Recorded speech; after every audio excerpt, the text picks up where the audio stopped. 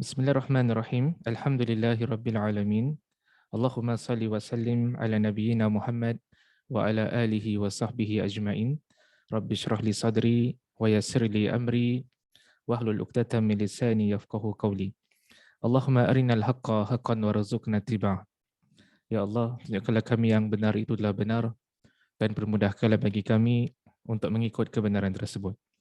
Wa arinal batila batilan warzuqna ijtinabah.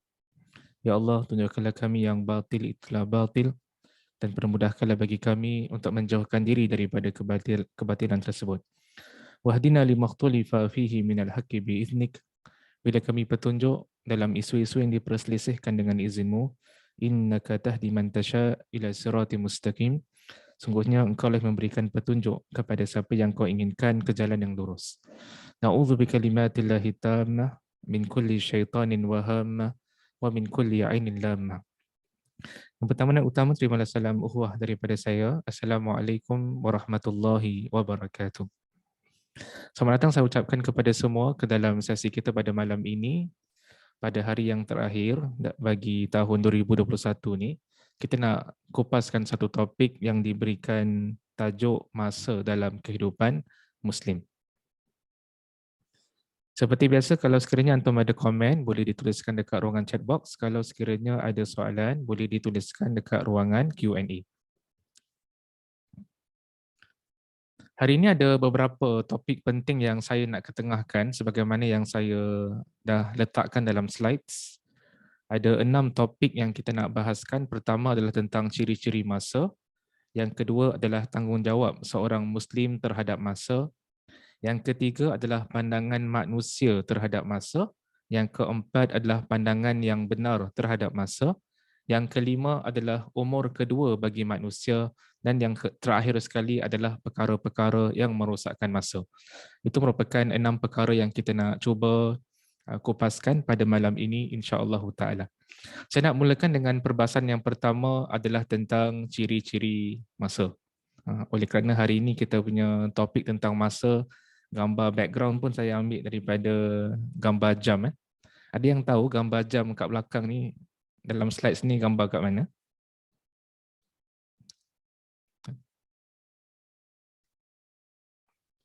Ada di kalangan antum yang tahu yang gambar slides kita pada hari ini yang ada jam? Tu gambar jam tu kat mana? Jadi ada yang kata dekat Madinah depan Masjid Nabawi Al-Sahih, kan itu adalah dekat Madinah Al-Munawwarah yang berhampiran dengan hotel-hotel yang terletak dekat Madinah Al-Munawwarah. Ada yang kata dekat roundabout, betul. Itu merupakan tempat letaknya jam ini. Jadi kita nak mulakan dengan membahaskan tentang ciri-ciri masa terlebih dahulu. Apabila kita melihat kepada ayat-ayat Al-Quran, kita akan lihat salah satu ciri-ciri masa yang ulama kita menyebutkan adalah pantas pergerakannya. Dalam arti kata yang lain, kita ni hidup kat dunia rasa macam sekejap je. Seolah-olah macam walaupun kita hidup kat dunia ni, barangkali kita hidup, umur kita, usia kita berbeza-beza. Ada yang hidup sampai 90 tahun, ada yang hidup sampai 100 tahun. Ada yang barangkali muda sudah meninggal dunia. Kan? Walaupun daripada sudut angka nampak macam banyak, kan? Berpuluh-puluh tahun hidup kat dunia. Tapi kata para ulama, bila kita baca Al-Quranul Karim, kita akan dapati yang seolah-olah masa tu cepat bergerak, pantas bergerak, seolah-olah macam kita hidup kat dunia ni sebentar saja. Kemudian kita dah meninggal dunia, kemudian kita dibangkitkan dekat depan mahkamah Allah Subhanahu Wa Taala. Salah satu ayat yang menunjukkan yang kehidupan kat dunia ni adalah kehidupan yang seolah-olah macam sekejap, sebentar sahaja, adalah daripada surah Yunus ayat ke-45. Kata Allah Subhanahu Wa Taala, a'udzubillahi minasyaitonirrajim. Wa yawma yakhshuruhum ka'an lam yalbathu illa sa'atan minan nahari ta'arafuna bainahum qad khasira alladhina kadzabu biliqa'illahi wa ma kanu muhtadin. Dan ingatlah akan hari yang di waktu itu Allah mengumpulkan mereka. Mereka merasa di hari itu seakan-akan mereka tidak pernah berdiam di dunia kecuali hanya sesaat di siang hari. Di waktu itu mereka saling berkenalan. Sesungguhnya rugilah orang yang mendustakan pertemuan mereka dengan Allah dan mereka tidak mendapat petunjuk. Jadi saya ada warnakan perkataan-perkataan daripada terjemahan makna ayat ini dengan warna biru yang menunjukkan seolah-olah kehidupan kita kat dunia ini adalah kehidupan yang begitu sekejap. Ketika mana makhluk-makhluk Allah Subhanahu Wa Taala dikumpulkan dekat hari akhirat, ada di kalangan mereka yang berkata, yang merasakan seakan-akan mereka tidak pernah berdiam di dunia ataupun tinggal kat dunia ini kecuali hanya sesaat di siang hari. Jadi orang bila dah dikumpulkan dekat depan mahkamah Allah Subhanahu Wa Taala, bila mereka reflect balik tentang kehidupan mereka dekat dunia, seolah-olah mereka rasakan yang kehidupan mereka dekat dunia adalah kehidupan yang sebentar saja. Seolah-olah mereka itu hidup untuk saling berkenalan antara satu sama lain, kemudian mereka berpisah, kemudian mereka tinggalkan dunia ini. Allah Subhanahu Wa Taala menegaskan adalah amat rugi bagi orang-orang yang mendustakan pertemuan kita semua sebagai makhluk dengan Allah Subhanahu Wa Taala. Jadi rasa macam sekejap. Kita semua belum merasakan kematian. Kita alhamdulillah diberikan peluang, masih diberikan peluang oleh Allah Subhanahu Wa Taala untuk hidup dekat muka bumi ini. Dan kadang-kadang kalau kita reflect balik dalam kehidupan kita, kita akan dapat rasakan macam memang masa tu macam bergerak pantas. Dulu rasakan masih budak kecil lagi, dulu masih lagi kanak-kanak, dulu masih lagi di bangku sekolah, primary school, secondary school, tapi sekarang sudah dewasa dah. Ada di kalangan kita barangkali sudah mendirikan rumah tangga, ada di kalangan antum barangkali yang sudah ada anak, ada di kalangan antum yang barangkali sudah ada cucu. Tapi bila kita reflect balik, pada masa lalu kita rasakan macam sekejap je masa itu berlalu. Itu masih lagi kat dunia. Adapun ayat yang senang kita bincangkan ni adalah mereka-mereka yang dah pun masuk ke dalam alam akhirat. Mereka rasakan kehidupan mereka dekat dunia ni hanyalah sebentar sahaja. Seolah-olah mereka dihidupkan, mereka dapat berkenalan dengan sesama mereka, kemudian Allah Subhanahu Wa Taala matikan mereka. Lalu dibangkitkan di hari akhirat kelak. Jadi salah satu ciri-ciri masa sebagaimana yang ada disentuh dalam sebahagian ayat-ayat Al-Quranul Karim adalah masa itu bergerak dengan begitu pantas. Antara ciri-ciri masa juga yang dapat ulama keluarkan daripada ayat-ayat Al-Quranul Karim, masa yang berlalu tidak akan kembali dan tidak dapat digantikan. Ini semua kita tahu. Dan poin ini diambil daripada sebahagian ayat-ayat Allah Subhanahu Wa Taala. Salah satu ayat yang ingin dikongsikan pada malam ini adalah daripada surah Al-Munafiqun ayat yang ke-10. وَأَنْفِقُوا مِمَّا رَزَقْنَاكُمْ مِنْ قَبْلِ أَنْ يَأْتِيَ أَحَدَكُمُ الْمَوْتُ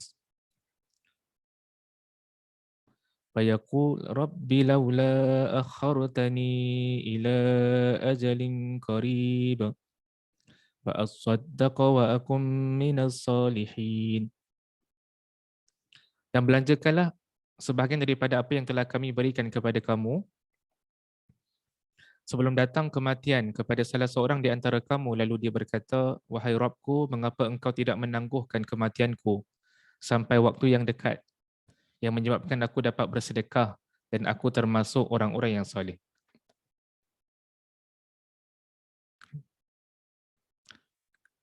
Jadi bila datang tanda-tanda kematian kepada seseorang sebagaimana yang disebutkan dalam dispartikel ayat, ada yang berkata, ada yang mengadu kepada Allah Subhanahu Wa Taala, wahai Rabb, mengapa engkau tidak menangguhkan kematianku sampai waktu yang dekat? Ada yang berharap yang mereka dapat dipanjangkan umur mereka. Ada yang berharap Allah Subhanahu Wa Taala berikan mereka kesempatan untuk hidup lebih lama.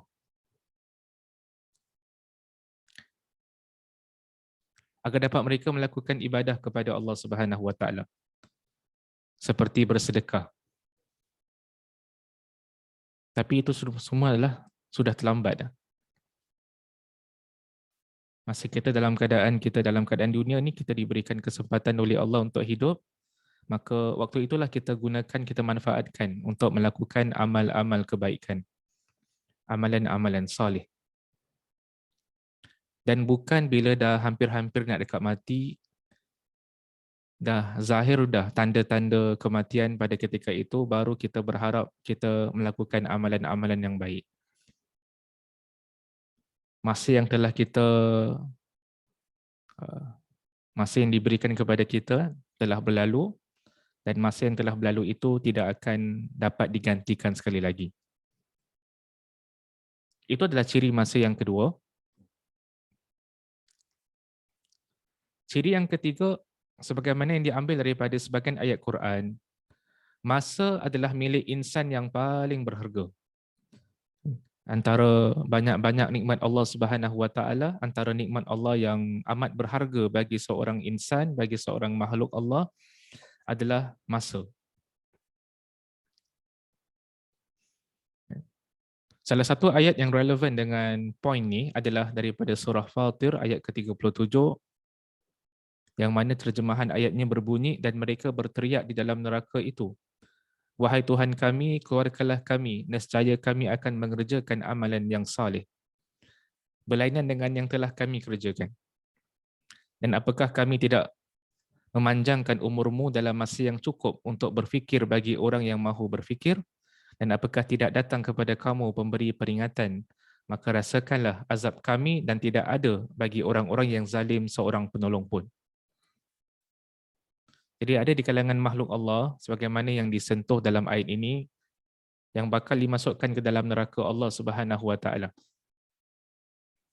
Bila mereka dimasukkan ke dalam neraka Allah Subhanahu Wa Taala, mereka bermohon kepada Allah, "Rabbana akhrijna na'mal salihan ghairal ladzi kunna na'mal." Wahai Tuhan kami, keluarkanlah kami, nescaya kami akan mengerjakan amalan yang saleh, berlainan dengan yang telah kami kerjakan. Ini merupakan rintihan sebahagian daripada makhluk-makhluk Allah yang sudah masuk ke dalam neraka Allah Subhanahu Wa Taala. Mereka minta pada Allah agar mereka dikeluarkan daripada neraka Allah. Mereka minta kepada Allah agar mereka dihidupkan semula, dapat diberikan peluang untuk mentaati Allah Subhanahu Wa Taala, untuk mengerjakan amalan yang saleh. Mereka tidak ingin jadi seperti dahulu, yang mana mereka hidup dekat muka bumi ini dengan melakukan kemaksiatan kepada Allah Subhanahu Wa Taala. Tapi itu semua sudah terlambat. Bila seseorang telah dimasukkan ke dalam neraka Allah Subhanahu Wa Taala pada hari akhirat kelak, maka dah tak ada point of return dah. Tak ada kesempatan untuk dihidupkan sekali lagi dekat dunia ini untuk melakukan amalan soleh. Dulu sudah diberikan peluang oleh Allah Subhanahu Wa Taala. Tapi kita lupakan Allah Subhanahu Wa Taala. Dan Allah Subhanahu Wa Taala itu Maha Adil. Allah tahu siapa di kalangan hamba-hambanya yang layak untuk dimasukkan ke dalam syurga. Allah Subhanahu Wa Taala juga tahu siapakah di kalangan hamba-hambanya yang layak untuk dimasukkan ke dalam neraka Allah Subhanahu Wa Taala.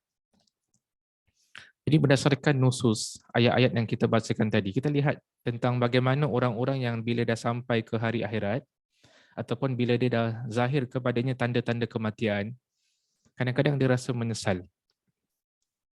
Kehidupan yang sementara yang dipinjamkan kat dunia ni, masa yang Allah Subhanahu Wa Taala berikan kepadanya dekat dunia ini, dia tak utilize, dia tak gunakan untuk melakukan amalan-amalan yang soleh. Jadi dapat disimpulkan, salah satu nikmat Allah Subhanahu Wa Taala yang amat bernilai, salah satu nikmat Allah Subhanahu Wa Taala yang amat berharga adalah nikmat masa. Yang kadang-kadang sebahagian di kalangan hamba-hamba Allah melalaikan ataupun tidak memanfaatkan masa yang diberikan oleh Allah Subhanahu Wa Taala. Itu perbahasan yang pertama. Perbahasan kita yang kedua yang kita nak kongsikan pada malam ini adalah tentang tanggungjawab Muslim terhadap masa. Jadi sebagai seorang Muslim, apakah tanggungjawab kita? Allah Subhanahu Wa Taala berikan kita nikmat masa. Bagaimana sepatutnya kita menggunakan masa ini? Ada beberapa perkara yang kita nak sentuh di bawah perbahasan yang kedua ni. Yang pertama sekali, tanggungjawab seorang Muslim terhadap masa adalah dengan berusaha mengambil faedah daripada masa. Kita utilize, kita menggunakan sebaik-baiknya masa yang telah dipinjamkan kepada kita. Ada sepotong hadis Nabi SAW yang amat relevan dengan perbahasan kita yang kedua ini.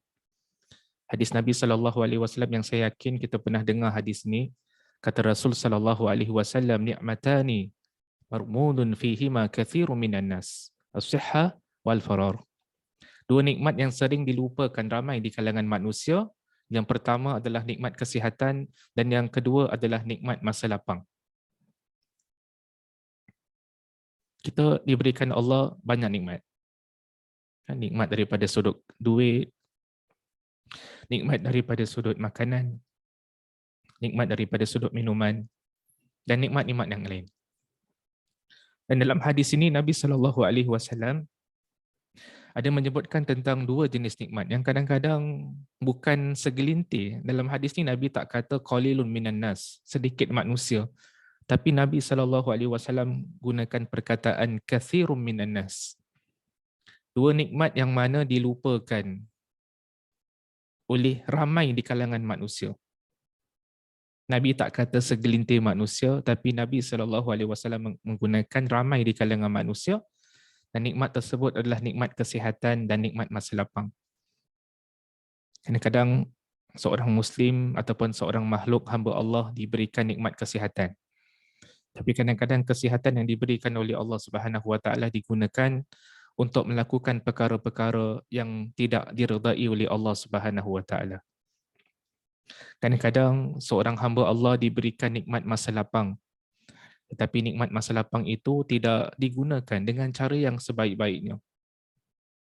Tidak digunakan untuk mentaati Allah Subhanahu Wa Taala. Tapi kadang-kala digunakan untuk perkara yang sia-sia. Perkara-perkara yang tidak mendatangkan faedah bagi seorang hamba apabila hamba tersebut bertemu dengan Allah Subhanahu Wa Taala di hari akhirat kelak. Nikmat kesihatan, nikmat masa lapang. Nabi SAW menyebutkan dua nikmat ini kebanyakan di kalangan manusia. Kan? Dua nikmat yang sering dilupakan, tidak digunakan dengan cara yang sebaiknya oleh ramai di kalangan hamba-hamba Allah Subhanahu Wa Taala. Jadi merupakan tanggungjawab seorang Muslim, kita berusaha, usia yang Allah Subhanahu Wa Taala pinjamkan kepada kita, kita gunakan bagi perkara-perkara yang mendatangkan faedah. Yang kedua, tanggungjawab kita sebagai seorang Muslim terhadap masa adalah kita bersegera melakukan kebaikan. Kalau ada opportunity, kalau ada peluang untuk melakukan kebaikan, jangan kita tunda-tundakan. Lakukan dengan segera. Dan ada dalil daripada Al-Quran yang ada menyentuh tentang bersegera melakukan kebaikan. Bersegera melakukan kebaikan adalah satu perbuatan yang disukai oleh Allah Subhanahu Wa Taala. Yang dipuji oleh Allah Subhanahu Wa Taala. Salah satu dalilnya adalah dalam surah Al-Anbiya ayat ke-90. Kata Allah Subhanahu Wa Taala, "A'udzubillahi minasyaitonirrajim. Fastajabna lahu wa wahabna lahu Yahya wa aslahna lahu zawjah. Innahum kanu yusari'una fil khairati wa yad'unana raghaban wa rahaba wa kanu lana khashi'in." Maka kami memperkenankan doanya dan kami anugerahkan kepadanya Yahya dan kami jadikan isterinya dapat mengandung. Sungguhnya mereka adalah orang-orang yang selalu bersegera dalam mengerjakan perbuatan-perbuatan yang baik. Dan sentiasa berdoa kepada kami dengan penuh harapan serta gerun takut dan mereka adalah orang-orang yang khusyuk kepada kami. Jadi dalam ayat ini Allah Subhanahu Wa Taala menyentuh tentang sebahagian daripada kalangan para nabi ataupun para anbiya yang mana Allah Subhanahu Wa Taala jelaskan tentang sifat mereka.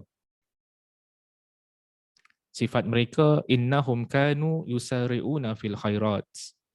Sungguhnya mereka ini adalah orang-orang yang selalu bersegera dalam mengerjakan perbuatan-perbuatan yang baik.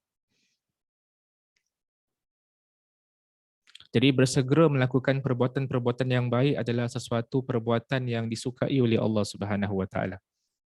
Kalau ada opportunity, kalau ada peluang untuk melakukan kebaikan, lakukan.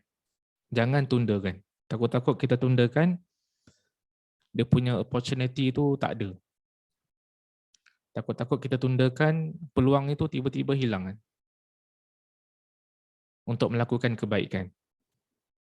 Jadi kalau ada keazaman yang terdetik dalam hati untuk melakukan kebaikan, kan, hendaklah kalau boleh kita mempercepatkan, menyegerakan melakukan kebaikan tersebut. Itu merupakan juga tanggungjawab seorang Muslim. Yang ketiga, termasuk dalam tanggungjawab seorang Muslim terhadap masa adalah mengambil pengajaran daripada hari-hari yang telah berlalu. Sebagai seorang Muslim, kita tak sepatutnya membiarkan masa berlalu tanpa kita mengambil pengajaran dan renungan di sebalik peristiwa-peristiwa yang berlaku dekat muka bumi ini. Jadi kita mengambil pengajaran daripada hari-hari yang telah berlalu. Kita mengambil pengajaran daripada umat-umat yang terdahulu. Salah satu objektif kenapa kita belajar sirah, salah satu objektif kenapa kita belajar sejarah adalah kita ingin mengambil pengajaran daripada kehidupan umat-umat yang terdahulu agar kita tidak mengulangi kesilapan-kesilapan yang barangkali dilakukan oleh mereka. Ataupun barangkali kita boleh mencontohi perbuatan-perbuatan baik yang pernah dilakukan oleh umat yang terdahulu, oleh generasi yang terdahulu. Saya teringat dulu kalau belajar dekat Kota Rasul sallallahu alaihi wasallam, subjek sirah, subjek tentang sejarah ni, kebiasaannya setiap babak ataupun setiap episod yang disyarahkan oleh sebagian penulis bila dia tulis tentang sirah Nabi sallallahu alaihi wasallam, kebiasaannya dia akan fokuskan the lessons to be derived from this particular episode. Dia akan tulis apakah pengajaran-pengajaran yang penting yang dapat diraih oleh para pembaca ketika mana mereka mengkaji, mempelajari tentang sirah Nabi sallallahu alaihi wasallam. Ada salah seorang pakar sejarah yang sampai hari ini dia masih lagi hidup, semoga Allah Subhanahu wa taala pelihara dia. Yang saya amat minat membaca tulisan-tulisannya adalah Dr. Ali Muhammad As-Salabi, seorang pakar sejarah. Banyak kitab yang dia tulis berkaitan dengan sejarah. Dia menulis tentang sejarah Nabi sallallahu alaihi wasallam, dia menulis tentang sejarah Khalifah Abu Bakar, Khalifah Umar, Khalifah Uthman, Khalifah Ali, dan juga episod-episod kan yang datang selepas itu. Menarik tentang penulisannya, setiap kali dia tulis tentang sejarah ni, dia akan cuba mengeluarkan faedah-faedah, pengajaran-pengajaran penting yang dapat dikaitkan dengan perkara-perkara yang berlaku kan pada zaman Nabi sallallahu alaihi wasallam, pada zaman para khulafa ar-rasyidin, the rightly guided caliph. Banyak pengajaran-pengajaran yang boleh kita keluarkan. Kan ada yang tanya tentang nama ulama tersebut, namanya adalah Dr. Ali Muhammad As-Salabi. Saya tuliskan dekat chat box. Kan Dr. Ali Muhammad As-Salabi ni kebanyakan kitabnya dah diterjemahkan. Kan ada terjemahan dalam bahasa Melayu, ada terjemahan dalam bahasa Inggeris pun ada. Kan terjemahan bahasa Melayu ni saya rasa kalau dekat kedai Wisma Indah sana, Muslim Media, kan kita dapat jumpa tulisan-tulisan beliau. Salah seorang pakar sejarah yang amat baik susunannya, penulisannya daripada sudut sejarah. Jadi antara tanggungjawab sebagai seorang Muslim, kita mengambil pengajaran daripada hari-hari yang telah berlalu.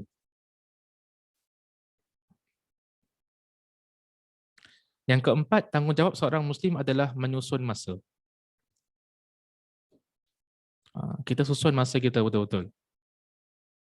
Ada masa kita beribadah. Ada masa kita mendirikan solat. Ada masa kita melakukan, kita baca Quran. Dalam masa yang sama juga ada masa untuk perkara-perkara yang lain.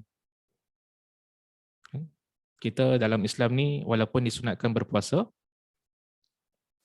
tetapi bukanlah hari-hari kita berpuasa. Bahkan disebutkan dalam hadis Nabi SAW, puasa yang amat dicintai oleh Allah adalah puasa Nabi Daud alaihi salam. Satu hari puasa, satu hari tak puasa. Satu hari puasa, satu hari tak puasa, dia selang-seli. Ada masa Nabi SAW pun kita lihat dalam kehidupan Nabi, Nabi ada pelbagai aktiviti yang dilakukan oleh beliau. Ada masa beliau berzikir kepada Allah, ada masa beliau solat malam, ada masa juga beliau melakukan perkara-perkara yang lain. Dalam sepotong hadis pernah ada 3 orang lelaki pada zaman Nabi SAW. Mereka tanya kepada isteri-isteri Nabi SAW tentang ibadah Nabi SAW. Mereka nak tahu tentang ibadah Nabi ni macam mana. Bila telah diceritakan kepada mereka tentang ibadah Nabi SAW, mereka rasa macam ibadah mereka ni macam sedikit. Jadi ada di kalangan mereka tu, ada yang berkata yang dia nak berpuasa terus-menerus, tak nak berbuka. Ada pula di kalangan mereka yang berkata yang dia nak mendirikan solat malam, dia tak nak tidur. Dan ada pula di kalangan mereka yang berkata yang dia tidak ingin bernikah. Bila berita ini sampai kepada Nabi SAW, apa kata Rasul SAW?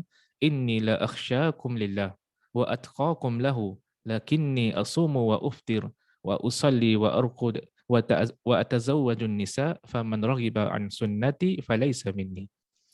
Aku adalah orang yang paling takut dan bertakwa kepada Allah. Tetapi aku bangun malam dan tidur. Aku berpuasa dan aku berbuka. Serta aku juga berkahwin. Siapa yang tidak suka kepada sunnahku, dia bukan daripada kalanganku. Jadi Nabi SAW memberikan teguran. Nabi SAW, yes, Nabi bangun malam untuk mendirikan solat malam, tapi dalam masa yang sama juga Nabi tidur. Nabi tak bangun all the way. Nabi pun tidur juga. Nabi SAW, yes, Nabi berpuasa, tapi ada kalanya Nabi berbuka. Dan Nabi juga berkahwin. Jadi dalam Islam ni bukan 24 hours kan kita melakukan solat je, ataupun kita puasa je, tak ingat benda-benda yang lain.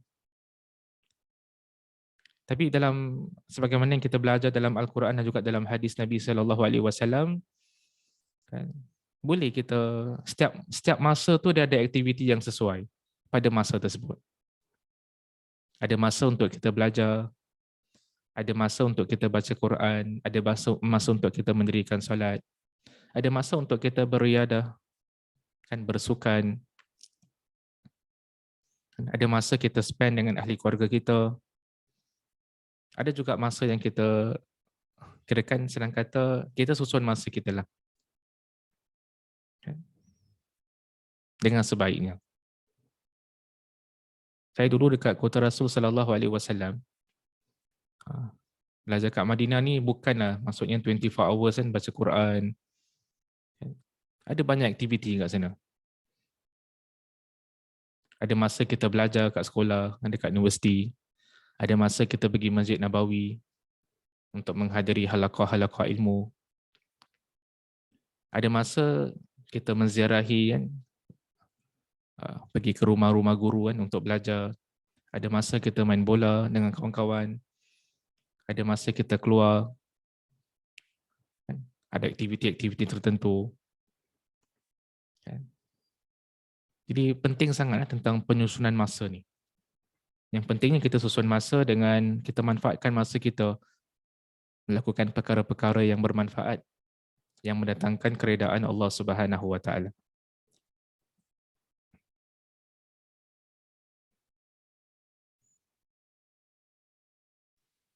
Yang kelima, memilih masa yang terbaik.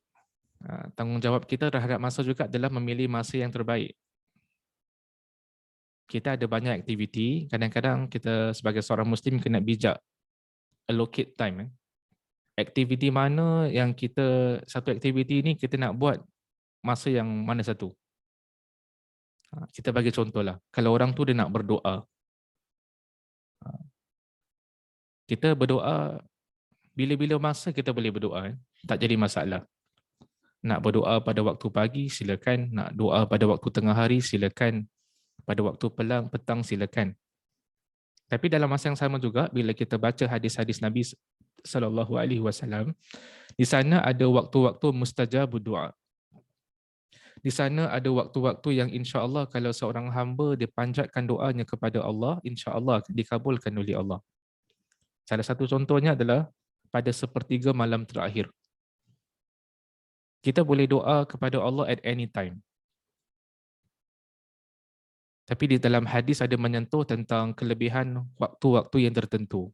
Yang mana kalau kita dapat berdoa pada waktu tersebut adalah lebih afdal, lebih baik. Salah satunya adalah sepertiga malam yang terakhir. Yang mana disebutkan dalam hadis Nabi SAW tentang kelebihan waktu tersebut. Bangun pada sepertiga malam yang terakhir. Kita berdoa kepada Allah Subhanahu Wa Taala. Itulah di antara waktu yang terbaik untuk kita berdoa. Dan juga kalau kita lihat kepada hadis-hadis Nabi SAW, di sana ada waktu-waktu yang lain. Yang juga termasuk dalam kategori waktu-waktu mustajabud doa.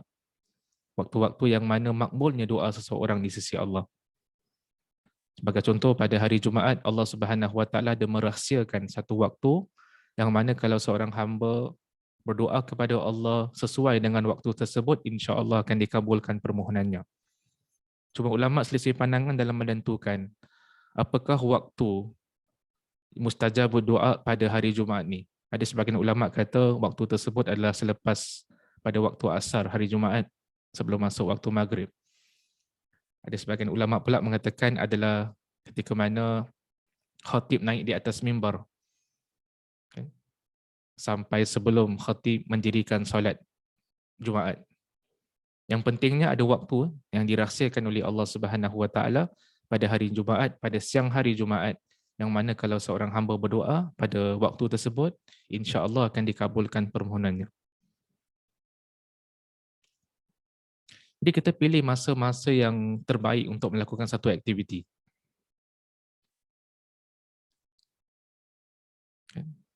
Itu juga merupakan perkara yang sewajarnya dilakukan oleh seorang Muslim.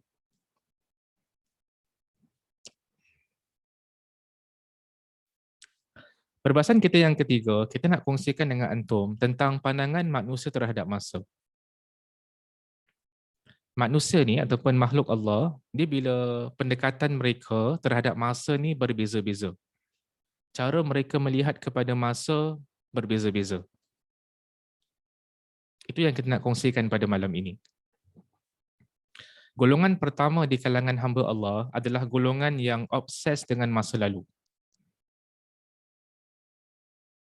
Di kalangan mereka yang termasuk dalam kategori yang pertama ni, ada yang berbangga-bangga dengan kemuliaan diri tanpa menambahkan elemen baru atau memberikan perkara baru yang menghubungkan masa lampau dengan masa kini dan hari ini dengan esok. Ada sebagian orang, sebagian di kalangan hamba Allah, dia obses sangat dengan masa lalu. Dia berbangga-bangga dengan kemuliaan keturunannya sebagai contoh, dengan ancestors dia. Dia sebut tentang datuk dia, dia sebut tentang nenek dia, orang yang hebat. Dia sebut tentang moyang dia merupakan orang yang hebat. Dia sebut tentang sumbangan ancestors dia, kan, orang tuanya. Dia obses sangat dengan benda tersebut sampai dia sendiri tidak memberikan sumbangan kepada orang lain.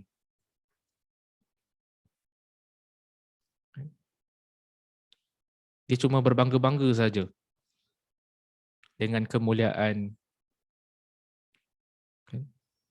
orang tuanya barangkali ataupun datuk moyangnya, tanpa dia sendiri berusaha untuk memberikan sumbangan yang bermakna kepada masyarakat.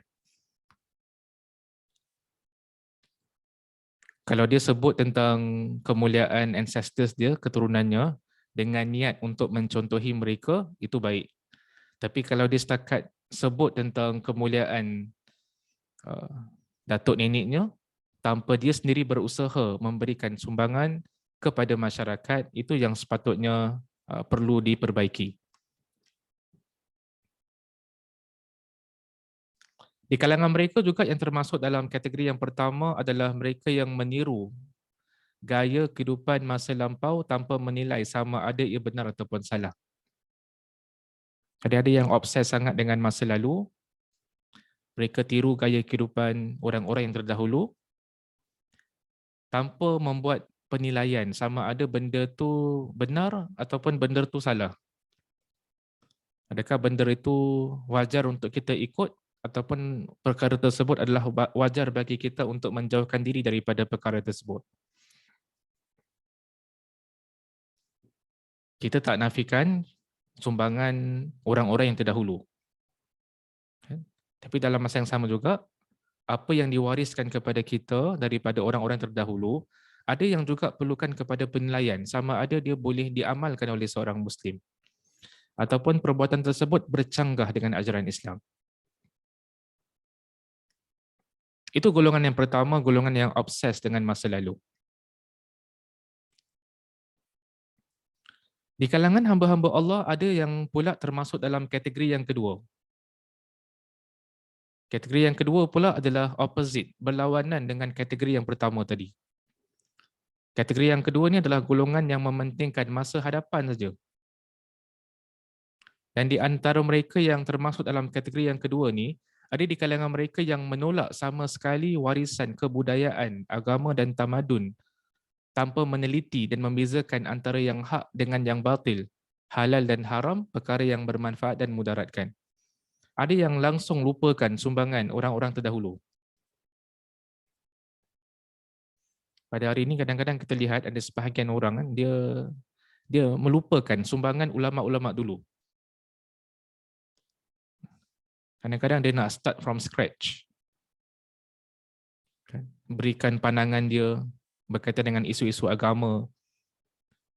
Tapi dia tidak mengkaji tulisan-tulisan para ulama yang terdahulu. Ulama-ulama kita terdahulu telah mewariskan kepada kita satu khazanah yang begitu besar dalam pelbagai bidang. Ulama-ulama tafsir menulis tentang tafsir, Imam At-Tabari, Al-Qurtubi, Ibnu Katsir dan ramai lagi ulama kita. Ulama-ulama hadis kita banyak menyumbang, banyak menulis nama-nama yang hebat dalam bidang hadis kan, seperti Bukhari, Muslim, Al-Imam Ibn Hajar Al-Asqalani, Imam Nawawi, Imam Suyuti, banyak sumbangan-sumbangan mereka. Dalam bidang fikih pun sama, ada ulama-ulama yang menyumbang dalam ilmu fikih. Ulama-ulama mazhab seperti Imam Syafi'i, Imam Ahmad, Imam Abu Hanifah, dan ulama-ulama yang datang selepas mereka. Banyak sumbangan mereka. Kadang-kadang sebahagian di kalangan orang Islam pada zaman ini, kadang-kadang ada perasaan ataupun rasa sedikit sombong. Mereka tidak mengkaji tulisan ulama dahulu, kemudian mereka berikan pandangan berkaitan dengan isu-isu semasa tanpa melihat, tanpa mengkaji sumbangan ulama-ulama terdahulu. Di kalangan mereka pula, yang termasuk dalam kategori yang kedua, ada yang berputus asa dan hilang keyakinan terhadap masa hadapan dan cita-cita untuk berjaya. Di kalangan hamba Allah yang termasuk dalam kategori yang kedua, ada di kalangan mereka yang mereka ni memikirkan masa hadapan dengan pandangan yang negatif.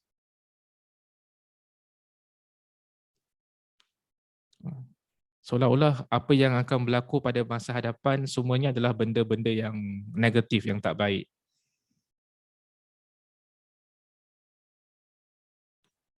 Ada di kalangan orang Islam pada zaman ini, Ustaz, kita ni dah hidup akhir zaman. Tanda-tanda kiamat pun dah keluar. Jadi cara dia pandang ke hadapan semua pandangan dengan pandangan yang negatif. Seolah-olah macam tidak ingin memberikan sumbangan yang bermakna kepada masyarakat.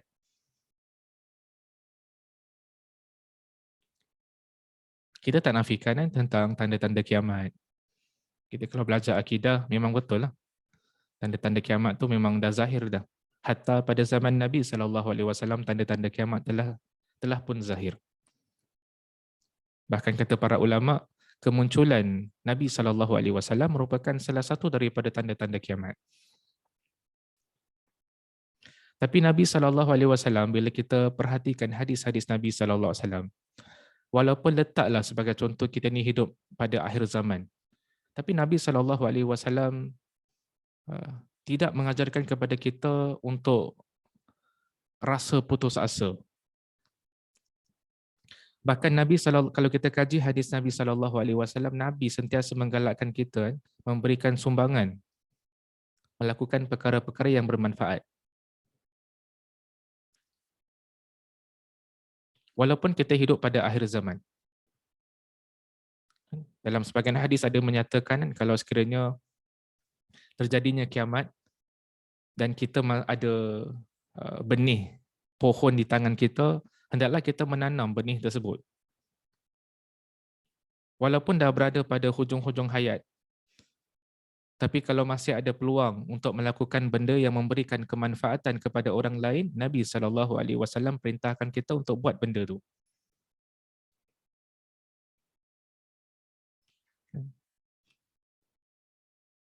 Jadi kita tidak menafikan tentang kewujudan tanda-tanda kiamat, tapi kita ni belajar tentang bab kiamat bukanlah dengan tujuan untuk kita pandang dengan cara yang negatif, tidak memberikan sumbangan kepada umat manusia. Walaupun kita berada pada akhir zaman sebagai contoh, kita tetap sebagai seorang Muslim diperintahkan, diajarkan oleh Nabi SAW untuk melakukan perkara-perkara yang bermanfaat. Kita tidak berputus asa. Jadi ada di kalangan orang-orang yang termasuk dalam kategori yang kedua, yang mana mereka berputus asa dan hilang keyakinan terhadap masa hadapan dan cita-cita untuk berjaya. Kategori yang ketiga pula di kalangan manusia, di kalangan hamba-hamba Allah, adalah mereka-mereka golongan yang dilalaikan dengan keasyikan masa sekarang. Bagi golongan yang ketiga ni, masa yang sudah berlalu dan perkara yang sudah berlaku dianggap sudah mati. Perkara yang sudah mati tidak perlu diambil peduli dan difikirkan lagi. Jadi bagi golongan yang ketiga ni, tak perlulah kita sibuk-sibuk mengkaji tentang sejarah apa yang berlaku dahulu. Yang dahulu tu yang dah selesai dah habis dah. Mereka tak berusaha untuk menggali pengajaran-pengajaran penting yang boleh kita raih daripada kehidupan generasi yang terdahulu. Bagi golongan yang ketiga pula, masa hadapan adalah sesuatu yang gaib, sesuatu yang tidak diketahui. Justru tidak sepatutnya manusia yang memandang kepada realiti menghubungkan diri dengan perkara yang tidak diketahui. Jadi mereka pun tidak berikan penumpuan kepada masa hadapan. Dan termasuk dalam perkara masa hadapan adalah kita membuat persiapan sebelum bertemu dengan Allah Subhanahu Wa Taala. Bagi sebagian orang tak apa ustaz, kita fikir apa yang berlaku sekarang je. Benda dulu tak perlu kita sibuk-sibuk, benda yang akan berlaku in the future pun tak perlu kita sibuk-sibuk.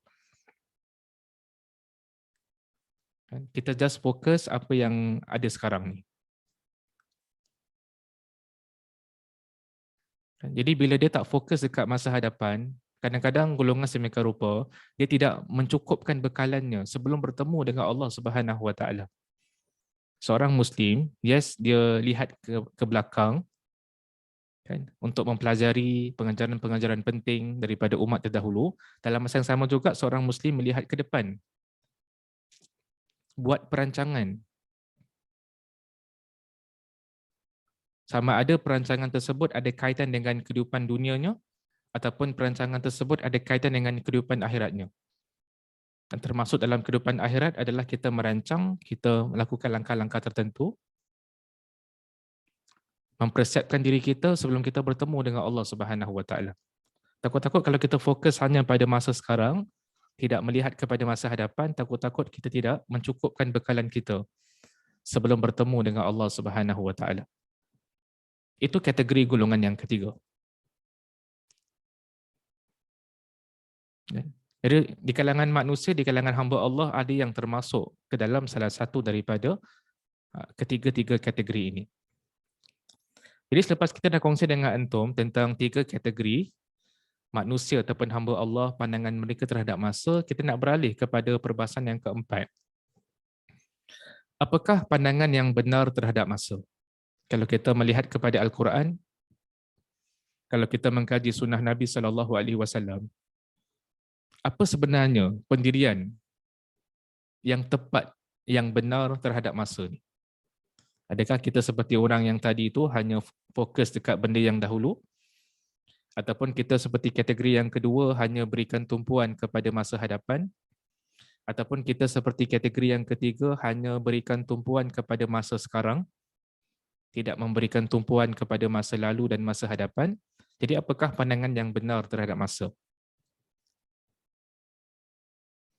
Kata para ulama, pandangan yang benar terhadap masa yang sepatutnya dipegang oleh seorang Muslim adalah merangkumi tiga perkara ini. Pertama sekali, kita melihat masa lepas bagi mengambil pengajaran daripada peristiwa dan sunnatullah yang berlaku kepada umat yang terdahulu. Sebagai seorang Muslim, kita tidak melupakan masa dahulu. Kita perlu toleh ke belakang. Kita perlu lihat kepada sejarah. Sejarah umat-umat yang terdahulu. Sejarah generasi-generasi yang datang terdahulu. Kenapa penting kita mempelajari sejarah, melihat ke belakang adalah dapat kita belajar pengajaran-pengajaran daripada peristiwa-peristiwa yang menimpa umat-umat yang terdahulu. Peristiwa-peristiwa yang menimpa generasi yang terdahulu. Di sana ada sunnatullah yang tertentu. Sunnatullah itu maksudnya adalah peraturan-peraturan yang telah ditetapkan oleh Allah Subhanahu Wa Taala. Kita lihat bagaimana orang-orang yang kufur kepada Allah, umat-umat yang terdahulu, mereka diazab, disiksa oleh Allah Subhanahu Wa Taala. Kita belajar daripada peristiwa-peristiwa yang menimpa umat yang terdahulu. Dalam masa yang sama, sebagai seorang Muslim, kita juga memikirkan tentang hari esok. Membuat persediaan, berhati-hati dan mengambil langkah sama ada ia berkaitan dengan urusan agama ataupun dunia. Seorang Muslim ni dia tak lihat ke belakang je. Yes, dia lihat ke belakang, dalam masa yang sama juga dia juga perlu lihat ke depan. Dia perlu buat perancangan. Sama ada perancangan tersebut ada kaitan dengan urusan dunia ataupun urusan agamanya. Perlu ada perancangan. Kalau yang ada kaitan dengan urusan agama, perlu ada persiapan. Kita ni satu hari nanti kita akan ditarik nyawa kita oleh Allah Subhanahu Wa Taala. Jadi apa persiapan kita? Satu hari nanti kita akan dihadapkan dekat depan mahkamah Allah. Apa persiapan kita? Sepatutnya kita mencukupkan bekalan amalan kita. Jadi seorang Muslim, dia lihat ke masa yang lalu, dalam masa yang sama juga dia memikirkan tentang masa hadapannya. Dan seorang Muslim juga, dia juga memberikan perhatian terhadap masa sekarang. Tidak berhenti bekerja dan memberi selagi masih diberikan peluang untuk hidup. Seorang Muslim, yes, dia pandang ke belakang, dia juga pandang ke depan, dalam masa yang sama juga dia perlu berikan perhatian terhadap masa sekarang. Selagi mana diberikan peluang untuk hidup dekat muka bumi ini, dia utilize, manfaatkan untuk memberikan sumbangan kepada orang lain. Melakukan perkara-perkara yang memberikan kemanfaatan kepada orang lain. Jadi seorang Muslim, pandangan yang tepat terhadap masa adalah menggabungkan ketiga-tiga masa tadi itu. Kita melihat kepada masa lalu untuk mengambil pengajaran daripada umat terdahulu, kita lihat juga ke masa hadapan agar kita dapat melakukan perancangan yang sewajarnya, baik berkaitan urusan dunia dan agama kita, dan juga kita memberikan perhatian terhadap masa sekarang. Kita fokuskan melakukan perkara-perkara yang mendatangkan kemanfaatan bagi diri kita dan juga orang-orang di sekeliling kita. Itulah merupakan pandangan yang adil, yang benar, yang tepat terhadap masa sebagaimana yang disebutkan oleh para ulama. Mereka keluarkan poin-poin ini daripada nas-nas syarak, daripada ayat Quran dan juga hadis Nabi sallallahu alaihi wasallam.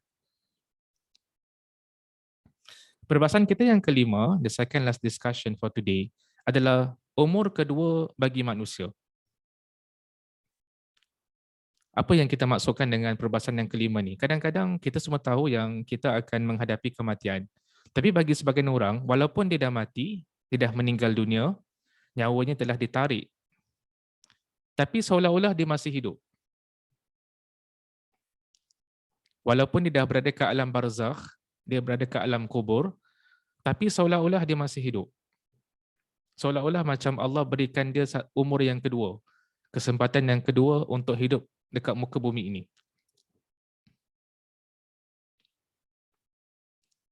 Apa yang kita maksudkan?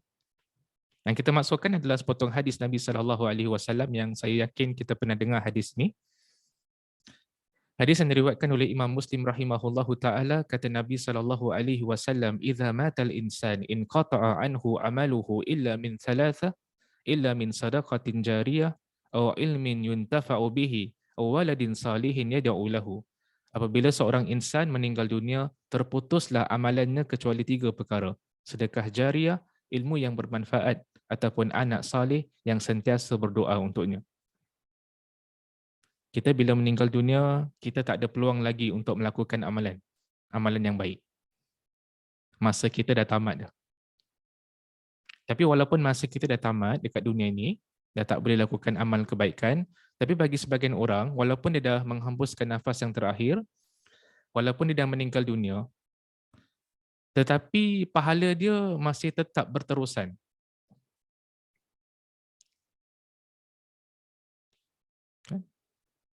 Pahala dia masih tetap berterusan. Antara sebabnya adalah kerana dia pernah mengajarkan ilmu yang bermanfaat kepada orang lain. Dan selepas dia mati, orang lain tersebut melakukan perkara-perkara yang baik. Oleh kerana orang lain dia melakukan perkara yang baik, disebabkan dia yang ajar, maka pahalanya berterusan. Walaupun orang tu dah meninggal dunia. Kita meninggal dunia tapi kita ada anak yang soleh. Ada anak yang solehah yang mendoakan kita. Yang mendoakan kebaikan kita. Yang sentiasa mendoakan kebaikan untuk kita. Walaupun setelah mati. Itu juga bermanfaat bagi seseorang hamba itu. Ada sebagian orang dia dah meninggal dunia tapi seolah-olah dia macam masih hidup. Kita bagi contoh, Imam Syafi'i dah lama tinggalkan kita. Imam Syafi'i wafat pada tahun 204 Hijrah. Zaman kita dengan zaman Imam Syafi'i melebihi 1000 tahun. Tapi sampai sekarang nama Imam Syafi'i masih disebut-sebut. Especially dalam majlis-majlis ilmu. Sampai sekarang orang masih sebut nama Imam Syafi'i. Sampai sekarang orang masih menukil pandangan-pandangan Imam Syafi'i. Walaupun Imam Syafi'i dah lama meninggalkan kita. Kenapa sampai sekarang orang masih menyebut-nyebut nama Imam Syafi'i? Kerana pada zaman Imam Syafi'i mengajarkan ilmu yang bermanfaat.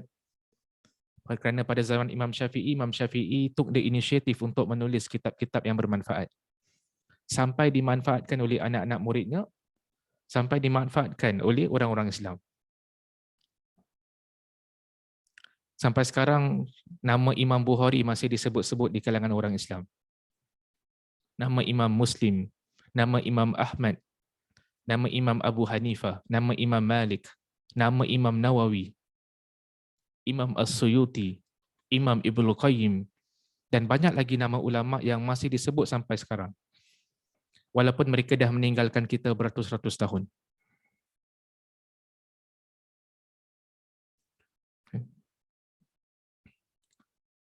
kerana mereka mengajarkan ilmu yang bermanfaat, kerana mereka menulis kitab-kitab yang bermanfaat yang dapat dimanfaatkan oleh generasi yang datang terkemudian. Seolah-olah macam mereka tu hidup. Walaupun mereka tak hidup. Mereka hidup kat dalam alam barzakh, mereka tak hidup kat alam dunia ni, tapi idea-idea mereka masih hidup. Saya teringat pesanan guru saya yang pernah mengajar dekat Universiti Islam Antarabangsa Malaysia, Dr. Arif Ali, seorang ulama daripada Iraq.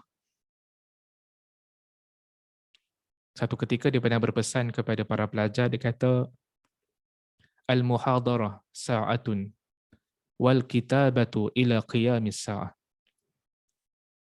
Dia kata, seseorang yang berikan lecture, barangkali lecture tersebut dia last for 1 hour. Dia berlangsung 1 jam.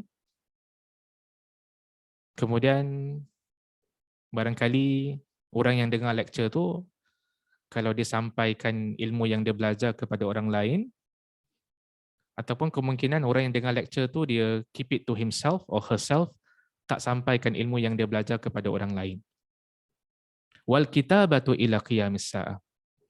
Kita bagi lecture, bagi ceramah, barangkali ceramah itu last for 1 hour. Tapi kalau kita menulis, manfaat dapat dirasakan barangkali hingga ke hari kiamat. Kalau selagi mana ada orang yang menjaga kitab tersebut, ataupun ada orang yang republish kitab-kitab tersebut, maka kemanfaatannya dapat dirasakan sampai hari kiamat. Sebagaimana yang berlaku kepada ulama-ulama yang terdahulu.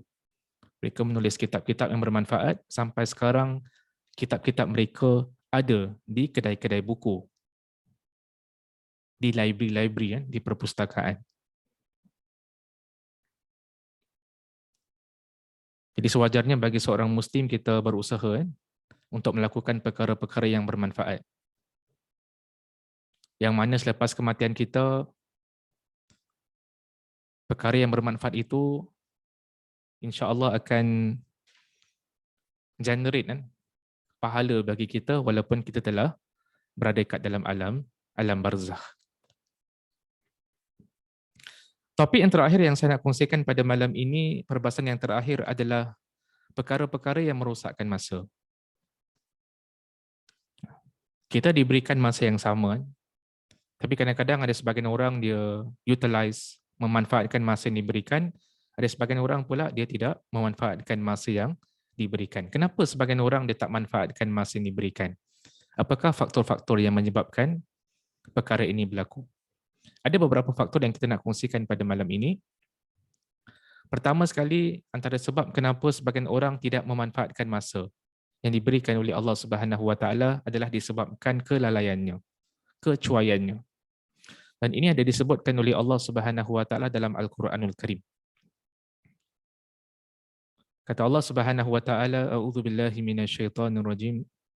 وَلَقَدْ ذَرَأْنَا لِجَهَنَّمَ كَثِيرًا مِنَ الْجِنِّ وَالْإِنسِ لَهُمْ قُلُوبٌ لَا يَفْقَهُونَ بِهَا وَلَهُمْ أَعْيُنٌ لَا يُبْصِرُونَ بِهَا وَلَهُمْ آذَانٌ لَا يَسْمَعُونَ بِهَا أُولَئِكَ كَالْأَنْعَامِ بَلْ هُمْ أَضَلُّ أُولَئِكَ هُمُ الْغَافِلُونَ. Yang artinya, dan sesungguhnya kami jadikan untuk isi neraka Jahannam kebanyakan daripada jin dan manusia. Mereka mempunyai hati tetapi tidak dipergunakannya untuk memahami ayat-ayat Allah. Mereka mempunyai mata tetapi tidak dipergunakannya untuk melihat tanda-tanda kekuasaan Allah. Dan mereka mempunyai telinga tetapi tidak dipergunakannya untuk mendengar ayat-ayat Allah. Mereka itu sebagai binatang ternak, bahkan mereka lebih sesat lagi, mereka itulah orang-orang yang lalai. Jadi Allah Subhanahu Wa Taala menyebutkan dalam ayat ini yang Allah Subhanahu Wa Taala menjadikan neraka Jahannam bagi golongan jin dan manusia. Di kalangan manusia ada yang akan masuk ke dalam neraka Allah Subhanahu Wa Taala, ada yang akan masuk ke dalam syurga. Sama juga dengan bangsa jin. Di kalangan bangsa jin ada yang akan masuk ke dalam syurga, ada di kalangan mereka yang akan dimasukkan ke dalam neraka. Apakah ciri-ciri orang manusia dan jin yang masuk ke dalam neraka Allah Subhanahu Wa Taala? Mereka mempunyai hati tapi tidak dipergunakannya untuk memahami ayat Allah. Mereka diberikan nikmat penglihatan tapi tidak dipergunakannya untuk melihat tanda-tanda kekuasaan Allah. Mereka mempunyai telinga tetapi tidak dipergunakannya untuk mendengar ayat-ayat Allah Subhanahu Wa Taala. Dan mereka ini disifatkan sebagai golongan yang sesat. Dan mereka ini juga disifatkan sebagai golongan yang lalai. Jadi salah satu sebab punca faktor yang membawa seseorang ke dalam neraka Allah Subhanahu Wa Taala adalah lalai. That is one of the factors yang boleh menjerumuskan seseorang ke dalam neraka Allah Subhanahu Wa Taala. Yang kedua, antara perkara yang membuatkan orang tak dapat nak utilize, memanfaatkan masa yang diberikan oleh Allah Subhanahu Wa Taala adalah disebabkan perbuatan seseorang yang suka menangguh-nangguhkan perbuatan-perbuatan yang baik. Kita ada terdetik dalam hati melakukan perkara yang baik tapi kita suka tangguh. Tak apalah, besok boleh buat.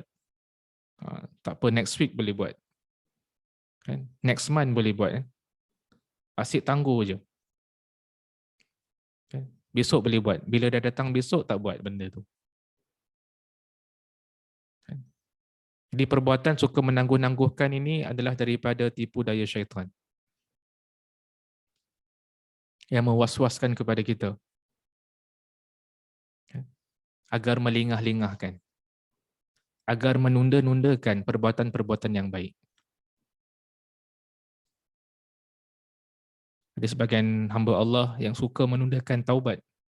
Tak apa Ustaz, kita buat maksiat dulu, nanti bila kita dah tua baru kita bertaubat. Waktu muda ni kita bermaksiat dulu, nanti dah tua kita pergi haji. Kita bertaubat kepada Allah Subhanahu Wa Taala. Ada yang suka menunda-nundakan. Sedangkan dia pun tak tahu bila dia mati. Takut-takut orang tu mati dalam keadaan dia tidak sempat bertaubat kepada Allah Subhanahu Wa Taala. Takut-takut orang itu meninggal dalam keadaan dia belum lagi meninggalkan perbuatan-perbuatan kemaksiatan.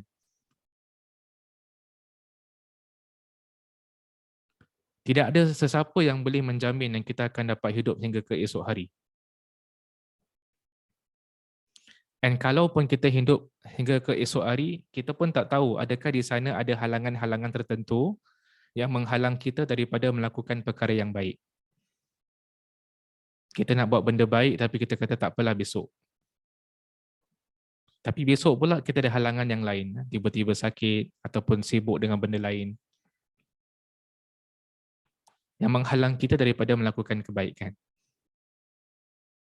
Dan antara keburukan perbuatan suka menangguh-nangguhkan perbuatan yang baik ini adalah dia akan menjadikan seorang manusia hamba Allah itu terbiasa meninggalkan amalan yang baik ini. Dah jadi macam tabiat dia. Suka menunda-nundakan.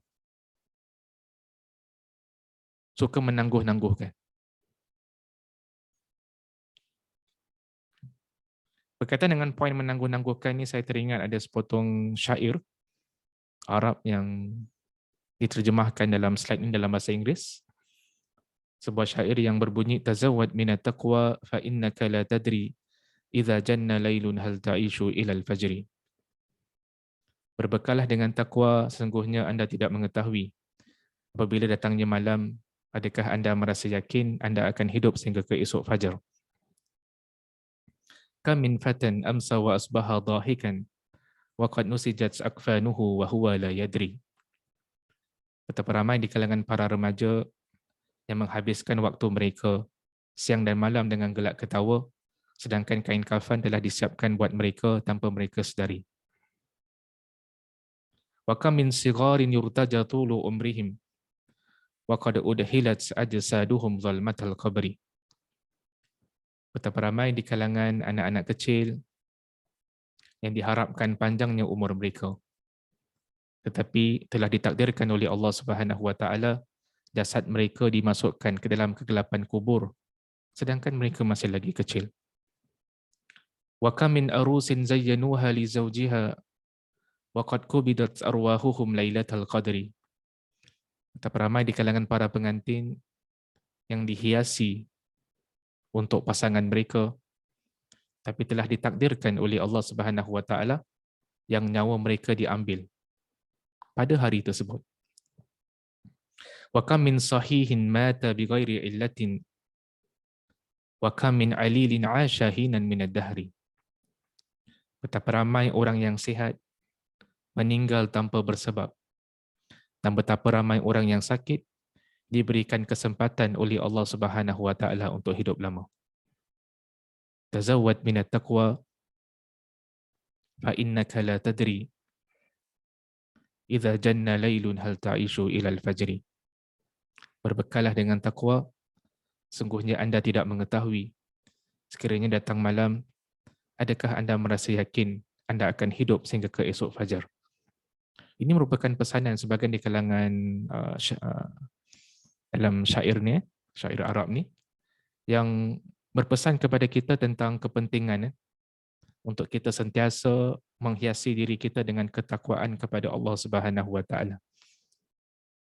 Kita mentaati Allah Subhanahu wa taala, kita menjauhkan diri daripada larangan Allah. Jangan kita tunda-tundakan benda yang baik. Kerana tidak ada siapa yang boleh menjamin yang kita akan hidup hingga ke esok fajar. Tak ada siapa. Kita berharap yang kita boleh besok pagi bangun, buka mata, hidup seperti biasa. Itu harapan kita. Tapi tak ada orang yang boleh menjamin.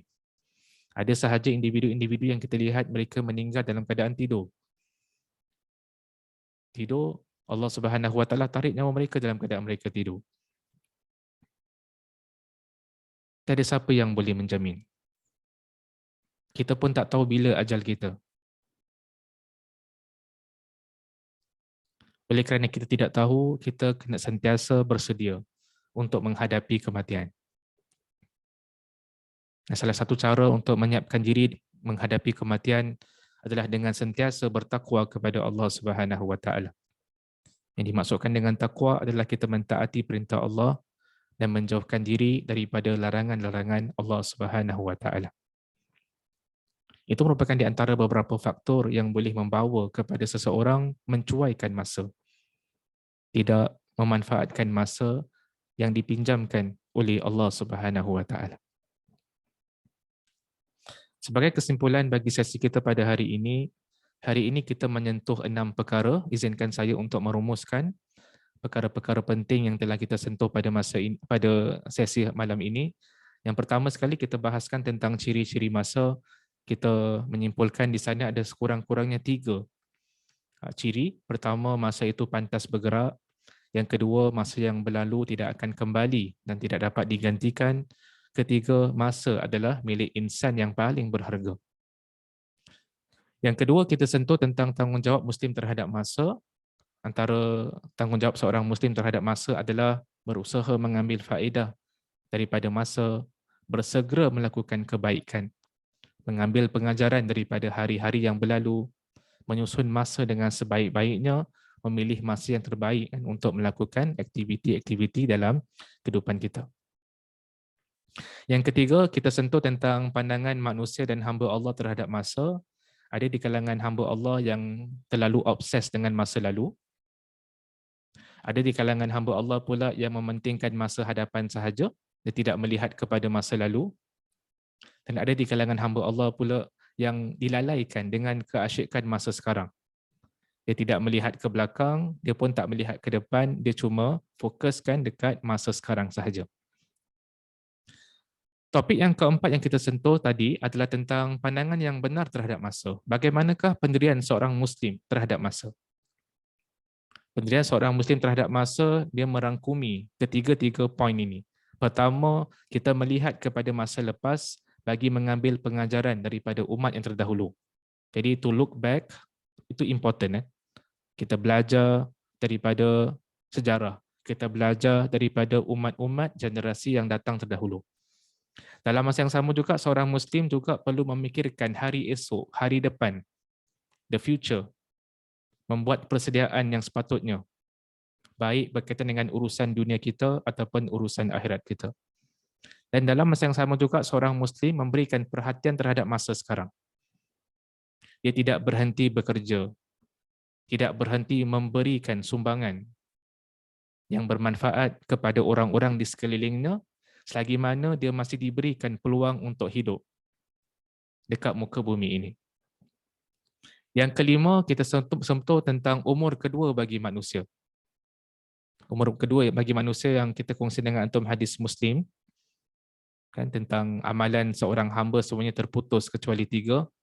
Umur kedua bagi manusia yang kita maksudkan adalah orang tu barangkali dah meninggal dunia, tetapi walaupun dah meninggal dunia, tapi seolah-olah dia masih hidup.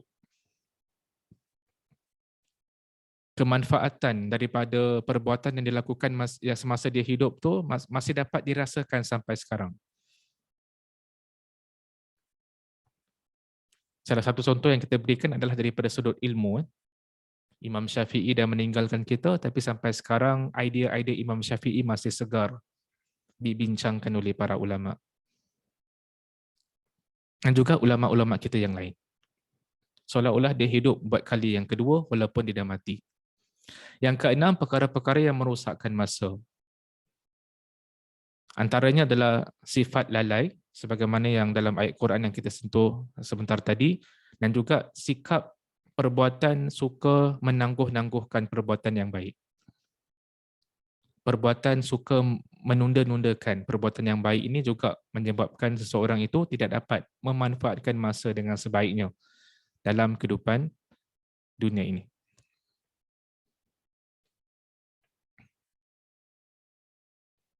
Jadi itu merupakan di antara perkara yang penting yang ingin saya kongsikan pada hari ini.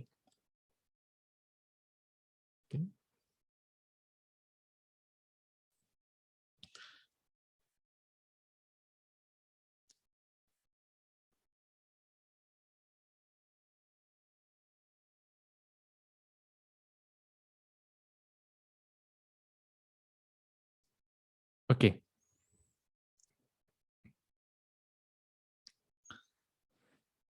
Jadi sampai situ saja yang saya nak kongsikan pada malam ini. Bagi mereka yang ikut kelas kita pada hari Isnin, insya-Allah kelas kita hari Isnin seperti biasa, siri akidah dan kehidupan yang kita bincangkan isu-isu akidah yang berkaitan dengan para anbiya dan juga para nabi, para rasul pada hari Isnin. Bagi yang ada kelapangan pada hari Jumaat, minggu hadapan onwards, kita akan mulakan satu modul yang baru yang berjudul Fiqhul Mizan, yang akan kita bincangkan daripada 7 Januari minggu hadapan, Jumaat hadapan sampailah 4 Mac. Satu perbahasan yang sedikit panjang berkaitan dengan Fiqhul Mizan. Itu merupakan di antara majlis-majlis ilmu yang akan diadakan dalam masa yang terdekat ini. Ada yang bertanya dekat question Q&A tentang ayat 45 surah Yunus. Siapakah golongan orang yang rugi yang dimaksudkan dalam ayat tersebut yang mendustakan hari kiamat? Dan ini saya perlu rujuk sekali lagi. Kalau saya ada jawapannya, insya-Allah saya akan kongsikan kepada yang bertanya, insya-Allah taala. Itu saja yang saya nak kongsikan pada malam ini. Kalau sekiranya ada kebenaran dalam apa yang saya sampaikan, itu datang daripada Allah Subhanahu Wa Taala. Kalau sekiranya ada kesalahan, kekurangan dalam penyampaian, itu datang daripada diri saya sendiri. Sekali lagi saya minta maaf tadi terlambat masuk kerana ada problem sikit dengan laptop. Sampai saya perlu restart laptop saya berkali-kali. Dan saya ucapkan terima kasih kepada yang sudi menunggu untuk menghadirkan diri dalam majlis ilmu kita secara Zoom ni. Semoga Allah Subhanahu Wa Taala melipatkan ganjaran bagi antum semua. Kita tutup dengan tasbih kafarah. Subhanakallahumma wa bihamdika asyhadu an la ilaha illa anta astaghfiruka wa atubu ilaik. Sekian, assalamualaikum warahmatullahi wabarakatuh.